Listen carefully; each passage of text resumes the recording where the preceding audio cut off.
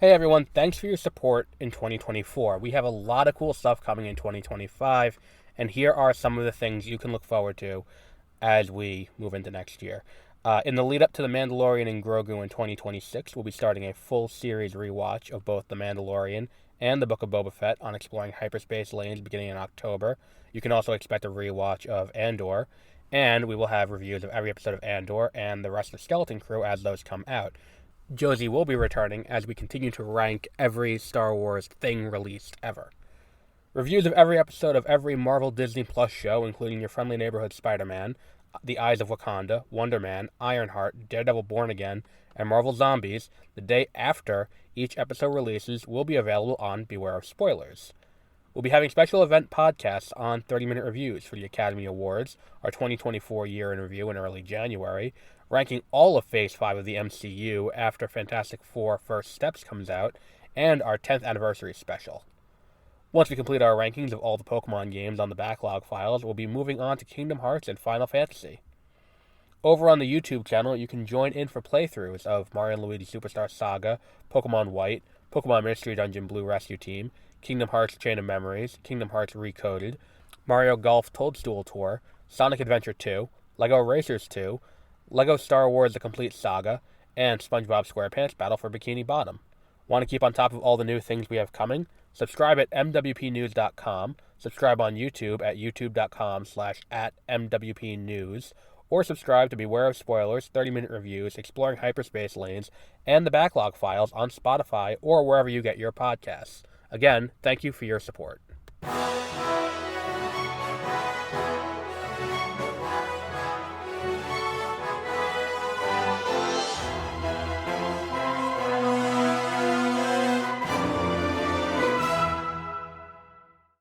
Good morning and welcome to Exploring Hyperspace Lanes. I am Adam, and let me just be honest about what happened last week. My car was fucking up again because it was cold. It was very cold last week, so my car was having an issue. I think I talked about this briefly on... Go ahead, walk right to the middle of the road, motherfucker. I think I talked about this briefly, or in the intro part when I was talking to Josie the other day, and when we were doing the most recent episode, where it's like, if it's really cold, my car acts up. So, I was dealing with that all week. So I didn't do this. So what we got, we're going to catch up. Because last week we should have had Andor Episode 4. Before that, we should have had Andor Episode 3. We'll put them both up today. Wednesday, I believe, we'll have a new episode with Josie where we'll be talking about The Last Jedi. And then we'll be getting to episode, and then we'll have another episode later this week where we talk about Andor Episode 5. Now, the one thing, we have one other thing coming this week on this channel, the new book whose name I'm forgetting because Audible does not have a good system to keep track of your pre-orders on the app. Like, you can keep track of your pre-orders on the website, but there's no easy button to go to on the app that has all your pre-orders, and I pre-ordered the book. It's the new Alexander Freed book for Reign of the Empire. I forgot what this one specifically is called, or maybe this one is Reign of the Empire, and the trilogy has a different name, but this is the first book of that trilogy, written by Alexander Freed, who, if you've listened to Beware of Spoilers, you've heard me talk a lot about Alphabet Squadron. I love that trilogy. And this is, he's, writing a book about the origins of the Empire. I feel like we'll have a lot to talk about with that. And we'll be doing that possibly this week. Depends on how long the audiobook is. Although, more likely it'll be next week. Early next week. Which isn't even the only book we have on the upcoming calendar. We have the new book from the woman who wrote, what was that called? This Is How You Lose the Time War. I have that pre-ordered.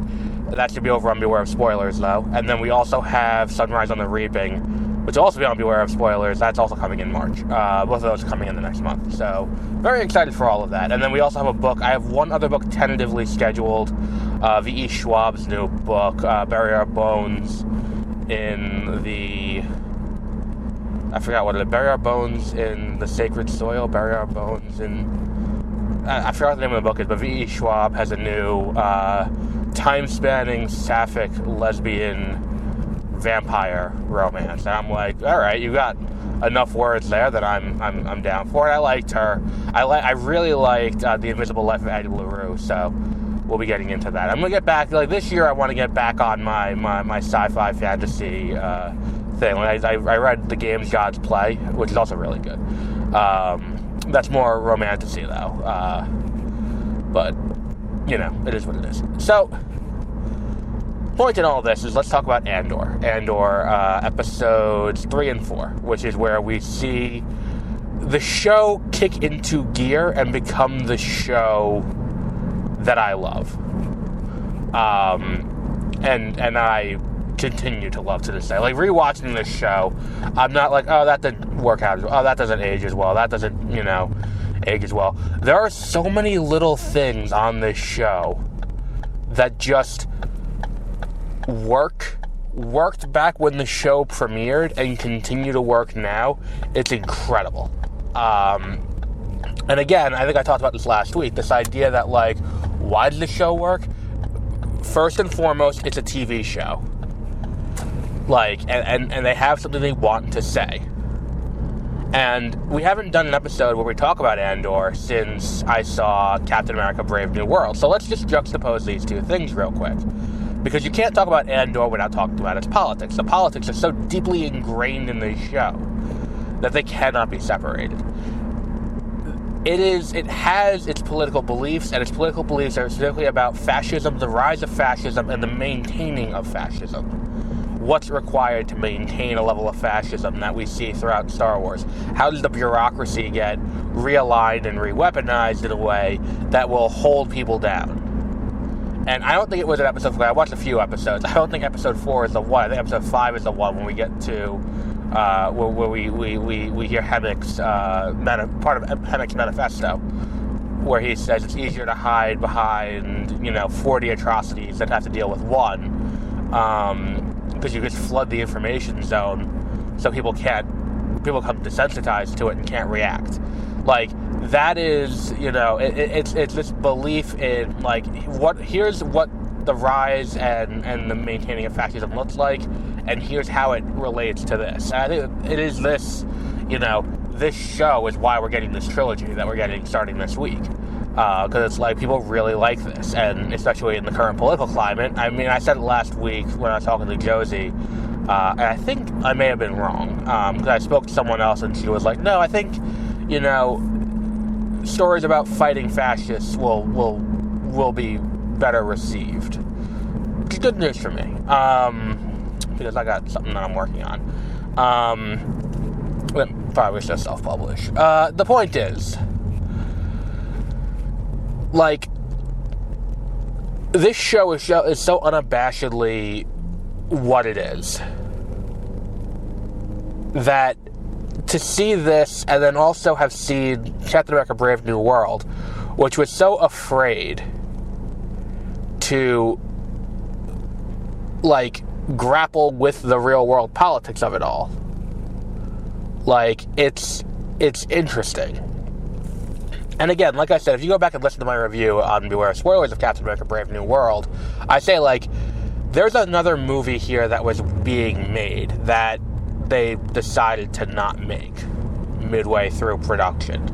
Be that they were afraid of, the potential real-world implications, be it they didn't want to have to grapple with, they didn't want to, deal with a Trump administration, be it they were chasing the phantom viewer, which, if you don't listen to the show, it's what I call the viewer, like, it's this weird thing we have now across video games and movies and TV shows and politics and everything. This idea that there is someone who's felt alienated by identity politics in some way. Someone who feels alienated by something that they've seen by one political party. So what ends up happening is these entities that have spent years trying to cultivate, oh, well, this is our identity. This is where we are. Like, the Democrats, Disney, all of these, these things that are like, this is what we believe in. This is how we are going to. That's a terrible spot for a sign. All of these entities that have spent years cultivating this identity about what kind of product they're going to put out, in recent years have kind of started to back off of that.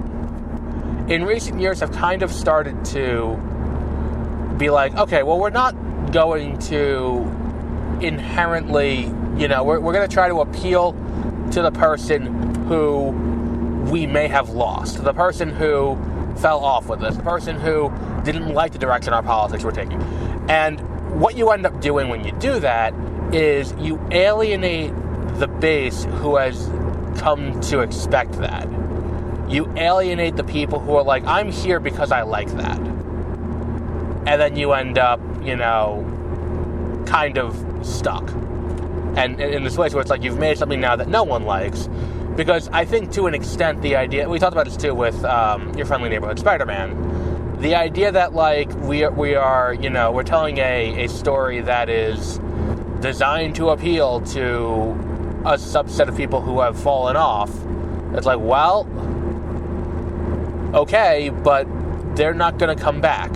And when they don't come back for this, and the people that you have now alienated who were on board, who may now not want to watch, it's going to leave you in a worse off place. And that's kind of where we are with this. And that's, I don't think Andor Season 2 is going to have that fall off, because I think that if Tony Gilroy has something he wants to say, we're going to have that continue through. I don't think that this is going, but we are going to see more of that in the coming years, until people figure out that, well, why are we bothering? Obviously we're trying to appeal to a class of people who don't want to watch this, and there's nothing we can say to watch this. It'd be like if Marvel started trying to appeal to my mom. That's probably the best way to put it, because my mom is, politics aside, she's pretty lefty, but regardless, she doesn't like action movies. She doesn't there is nothing you can put into a Marvel movie that will make her go out and watch it. There's nothing you can put into a Star Wars movie that will make her go out and watch it. There's literally nothing, because she doesn't like either of those things. She just, does not like science fiction, does not like action. That's not the genre she likes. So, it would be like if they decided, you know what, we want this. We want this, 60-year-old woman market who has no interest in this. What can we do to do that, to get them on board? And it's like, you could spend all the money in the world, they're never going to get on board with that. Never going to get on board with that. There's nothing you can do to change that. And that is fundamentally kind of where we are with this. Now, on the topic of Andor, which is what we're here to talk about today, I'm realizing now as I'm about 15 minutes out from work, on the topic of Andor, I think that the show itself, Episode 3 is where we get the first interaction between Luthen and Andor. This is where we start to get, Luthen actually being an entity, not just this kind of ambiguous figure who is here to do whatever. He's here to help get, he's a buyer for this Imperial Code thing, and this is where we start to get him as kind of the, I don't want to call him philosopher king, but the philosopher of the rebellion. And we start to get a lot of his anti-fascist philosophy here. The idea that and we see this come through in that first conversation that he has with Cassian. When the two of them are there and they're having this conversation about, how did you get this? And he goes, yeah, they don't care, because they don't want to acknowledge that I did that, one of the nobodies pulled one over on them. And that's the whole thing. And then we get the introduction of Deidre, who is one of my favorite characters on this show. She gets introduced in episode 4 in the meeting of the Council of ISB. And she gets introduced, and she is... They keep calling her overzealous. They keep calling her, she's only in this for her career. That's all she cares about. She wants to put her career above the resources of the Empire, and she just wants to make everyone's life harder to push her career forward. But, you know, she is asking the right questions, and she's getting bogged down in the bureaucracy of the Empire, which is one of the big things. I don't think I've gotten to it yet, but I think it's in this show where Hemmick says, I mean, it would have to be the show Hemmick says it, or I think it was Hemmick who said it, the idea that, like, or maybe it was in the finale, the idea that, like, freedom is the natural state of people. You know, to maintain order requires constant effort. So to break that effort is incredibly easy because it's not natural. Like, that whole thing we start to see here with the bureaucracy, with the, you know, the, like, the whole thing where it's like the corporation, you know, going in with Cyril Karn going in. That's cool. Oh, good. So the 3%ers have gotten a little bit more brazen in their iconography. That's definitely not disconcerting. No, I saw a new bumper sticker for the 3%ers. It says, "We are everywhere." And it's like, oh, that's scary. Speaking of the rising tide of fascism. But here's the thing. Like, seeing him get punished for leading this assault on Ferrix and it going so poorly, which he was told not to do it, again, it's a complex situation for the viewer, because, like, we the viewer know he's not wrong. Like, what he's saying is not, you know, like not wrong in a right and wrong, like, morality situation, but he's not wrong in, like, a factual situation where it's like, there's more to this than he knows.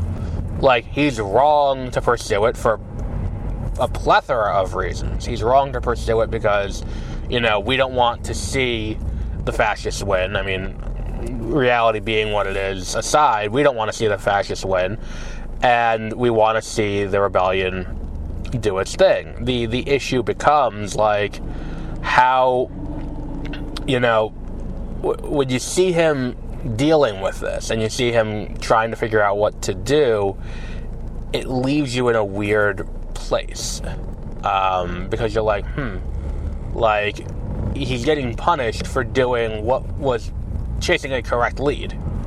He's getting punished for doing his job correctly and not just covering up 2 murders.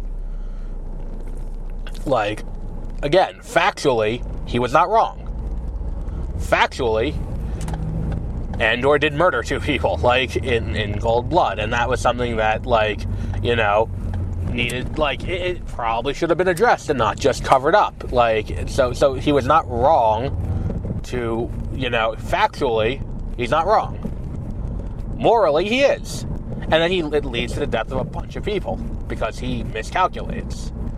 And then we get to see a great example of the people doing small things that don't look like they're doing things to fuck anyone, but as a group, it fucks the Empire, or the corporation in this case, because it's not the Empire at this point. The corporations are still being outsourced control of local systems, so it's like, we get to see him, you know, what's it called, we get to see them put up the, what's it called, like, grab the, you know, the best example of it is the rope, or the cable that holds the ship back and causes the ship to crash. Like, small things, you won't notice it, you don't know who to assign blame to, and that's and that whole episode is a great way it's a great tool for, showing people how to fight this kind of authoritarian government. What else we got? And then we get to Aldhani, which is the Aldhani arc, where now he's working with the Thing and the guy from End of the Fucking World and the girl who is now the companion on Doctor Who, and they are, they're going to go steal the entire payroll for an entire sector, and they're going to do that. So that's what we're going to talk about starting this Friday. The getting into the concretes of that mission. And them prepping for the mission. But we'll talk about that on Friday. And we are about halfway in the wait to Andor Season 2. But we'll wrap up there for today. Let's see what we've got coming up on the schedule. Like I said earlier, here we have that new book from Alexander Freed coming probably next week. We also have an episode with Josie probably coming Wednesday, and then Friday we have another Andor episode. We also have in the future, what's it called? We also have in the future, we're getting a new logo. I gotta finish the logo. Josie drew it. I have to, finish editing the picture and putting the text on it. And then what was the other thing we have? There was one other big thing, I can't remember. Oh, over on Beware of Spoilers, we have, I don't know what movie this week, but we are a week away from Daredevil Born Again. I'm very excited for that. On the Backlog Files, we'll be talking about the Pokemon Presents presentation on Thursday. That will probably be in the early afternoon. It's at 6 in the morning Eastern Time, I believe.